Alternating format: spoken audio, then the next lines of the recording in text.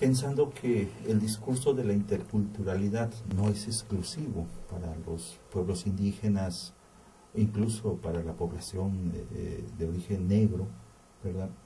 Sino que es para todos, para todas. Entonces, ¿será que las interculturales deben influir en las convencionales? ¿O las convencionales deben hacerse más interculturales? ¿Cómo este cruce? Porque hay problemas que se empiezan a copiar, ¿no? De las tradicionales, las interculturales lo empiezan a sufrir. ¿Cómo se está dando este diálogo? ¿Qué podemos esperar en ese encuentro de estos dos tipos de instituciones? Yo sí creo que debe de haber un encuentro muy intenso y muy fructífero, ¿no? La Universidad Intercultural de Tabasco, por ejemplo, empezó desde muy joven a hacer este tipo de vínculos entre universidad con universidades internacionales y con centros de investigación y con universidades nacionales y vecinas y su presencia pues es una presencia muy respetada a nivel tanto regional como estatal y con las universidades nacionales e internacionales con las que tiene contacto. Y bueno, yo siento que eso es un ingrediente a la interculturalización de las universidades convencionales, que creo que además se tienen que interculturalizar por sí solas, digamos, independientemente de su vinculación o su relación con las interculturales, ¿no? Desde luego que cuando hablamos de una educación intercultural para todos, a todos los niveles, nos estamos refiriendo también a la interculturalización de las universidades convencionales, ¿no? Y eso es bien difícil de lograr. Bueno, yo lo acabo de ver en mi propia universidad, en donde pues recibimos a estudiantes indígenas a nivel de posgrado y donde pues efectivamente creo que tenemos esa sensibilidad y esa cercanía como para abrirles los brazos, recibirlos como compañeros y colegas igual que cualquier otro, pero no hemos sido capaces de hacer que esa relación sea verdaderamente una relación intercultural. Ellos cursan como cualquier otro cursa, ¿no? No añaden, no agregan, digamos, a lo que, porque no está armado el sistema para que lo hagan, o sea, no se les demanda, no se les exige que hagan una cosa así. Entonces, bueno, nuestra propia universidad que dice intercultural inclusiva, pues está teniendo, digamos, esa muy clara limitación de no entender lo que es interculturalidad, incluso en el Departamento de Educación, que uno diría, bueno, pues ahí es donde primero tendría que ocurrir una cosa así, ¿no? Entonces, sí, yo creo que las universidades interculturales, las universidades convencionales se tienen que interculturalizar, y creo que para eso pues tienen que abrir sus puertas a estudiantes indígenas, a muchos más de los que están abriendo las puertas ahora. Afortunadamente esta beca de la Fundación FUER, que ya se acabó, ya no es de la Fundación FUER, ahora continúa en algunas universidades a través de la NUYES, y a nivel de posgrado va a continuar con CONACYT. Entonces, bueno, hay posibilidades entonces de que esto se vaya haciendo más grande y que vaya teniendo como más impacto. Creo que tenemos que trabajar juntas las universidades que recibimos estudiantes indígenas para empezar a pensar cómo hacerle para que no sea pues simplemente una inclusión asimiladora, sino una inclusión enriquecedora de las propias universidades. Creo que tienen que abrir sus puertas a profesores indígenas mucho más. Hay muchos profesores indígenas, ya estas becas están egresando gente con posgrado. Hay una revistita que sacan los muchachos que están regresando de los posgrados en el extranjero que se llama Aquí Estamos, ¿no? Que se presentan y bueno, pues con lo que les gusta hacer y lo que sus proyectos de vida. O sea, sí, las universidades tendrían que empezar a diversificarse ellas también en su profesorado, ¿no? Y yo creo que en la investigación, que para mí la piedra de toque es esa, cuando la investigación que hacen las universidades se va a interesar por la problemática indígena y de las regiones indígenas, ¿no? Las dos cosas, que yo creo que es otra manera de interculturalizar a las universidades, y creo que esa es una batalla que hay que dar muy difícil, muy difícil, ¿no? Porque ahí sí, digamos que el intelectual mexicano, o el peruano, o el guatemalteco, probablemente sea la persona más racista que existe. Bueno, esa ha sido mi experiencia, ¿no? Pues con los peruanos especialmente me espanté muchísimo de la manera como desprecian a sus colegas indígenas, ¿no? Por ser indígenas, por tener una cultura distinta, por considerarlos inferiores, ¿no? Entonces es una batalla fuerte que hay que dar, pero desde luego yo creo que hay que darla. Claro. En su respuesta ya podemos vislumbrar los retos de las instituciones interculturales.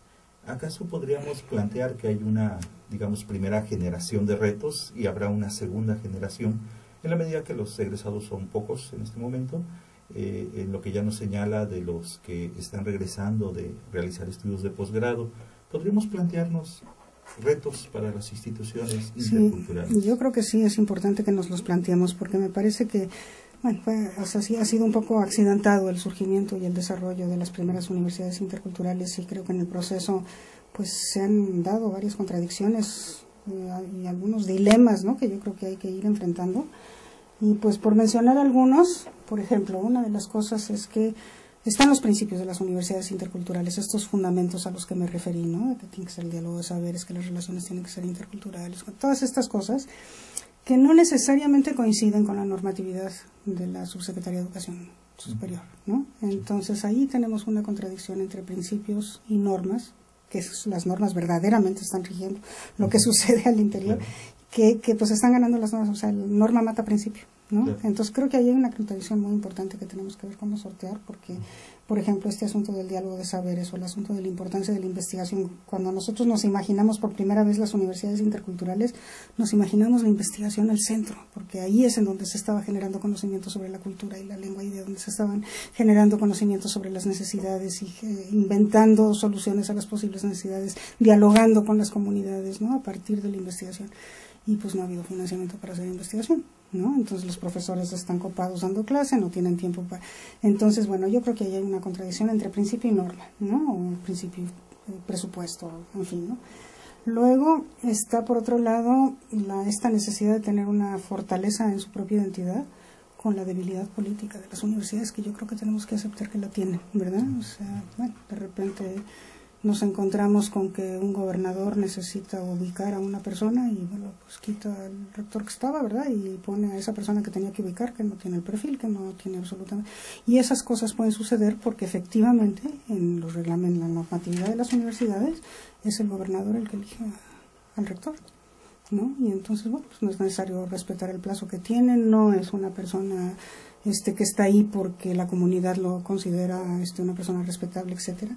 Hay una debilidad política, una vulnerabilidad política, yo creo que hay que reconocerla, importante, ¿no? Y bueno, pues es una contradicción con la que nacieron, con la que estamos viviendo, y pues yo creo que hay que ver cómo se enfrenta. Luego está este asunto, las universidades interculturales quieren desarrollar la región, pero hay una inmovilidad en el mercado, ¿no? O sea, hay un estancamiento de lo que está sucediendo regionalmente, entonces no estamos pudiendo colocar a nuestros exalumnos en este proceso de desarrollo regional. Esa es una contradicción para mí fundamental, ¿no?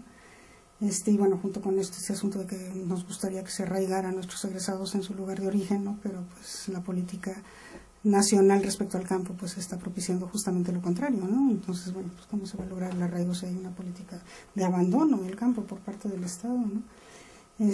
Luego este asunto de que hay ciertos rasgos comunes de las universidades interculturales, pero a pesar de eso no se han podido reticular en algo que ya existe, que es la REDUI, la Red de Universidades Interculturales, pero que ha cumplido una función mucho más de lobbying para conseguir pues recursos, ¿no?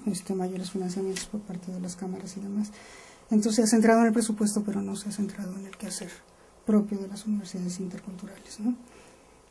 Bueno, esto que ya de alguna manera mencionábamos, que nadie quiere, es una papa caliente las universidades interculturales, entonces no tienen una cabida estructural definida y eso las hace muy vulnerables, ¿no? O sea, tendrían que estar estructuralmente claramente ubicadas, o bien se tendría que crear, que eso es una alternativa que se ha propuesto, un organismo descentralizado que las agrupe y que funcione como tal, ¿no? Pero sí tendría que tener ya eso tendría que estar resuelto. No puede ser que pasemos de sexenio y eso no esté resuelto todavía.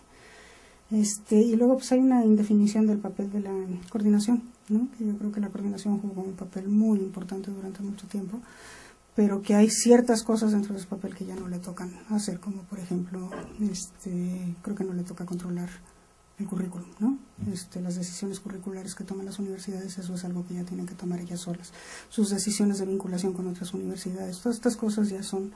Y la pluralidad misma de las universidades, que creo que es una riqueza, ¿no? Siempre y cuando no se abandonen los principios, creo que es una riqueza.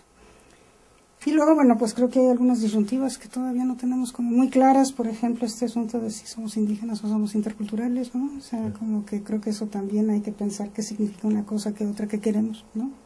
Finalmente, con este asunto de que si son para, son por o son de los indígenas, ¿no? Creo que todavía en este momento son para, ¿no? Y que pues eso no nos tiene que acabar de satisfacer, vaya, ¿no? O sea, como que sí tenemos que ir transitando a que sean de ellos, ¿no? De ellos y por ellos, o sea, las dos cosas. Si estamos haciendo formación profesional o si de veras estamos haciendo un diálogo epistemológico, o sea, el peso del occidental frente a lo indígena creo que no está resuelto.